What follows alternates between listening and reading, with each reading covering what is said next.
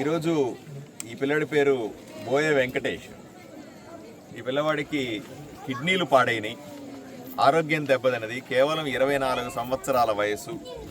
ఇబ్బంది పడతా ఉన్నాడు, చిన్న బిడ్డ ఉన్నారు. దీన్ని దృష్టిలో పెట్టుకొని సీఎం రిలీఫ్ ఫండ్ కోసం ఈయన సర్జరీకి ఆపరేషన్కి అవసరమయ్యేటువంటి డబ్బులు కావాలని సీఎం రిలీఫ్ ఫండ్కు అప్లై చేయడం జరిగింది.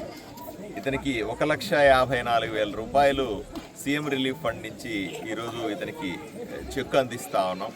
ఈయన ఆరోగ్యం బాగుపడాలని, ఈయన మరింత ఆరోగ్యంతో జీవించాలని భగవంతుని ప్రార్థిస్తూ ఈయనకు ప్రభుత్వం నుంచి వచ్చేటువంటి ఈ సాయాన్ని ఊర్లో అందరికీ చెప్తా.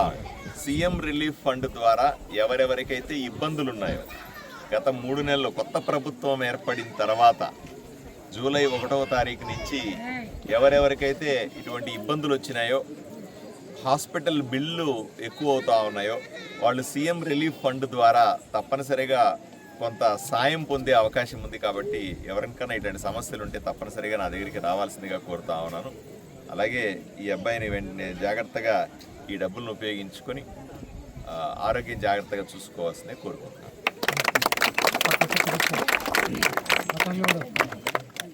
చెప్పండి.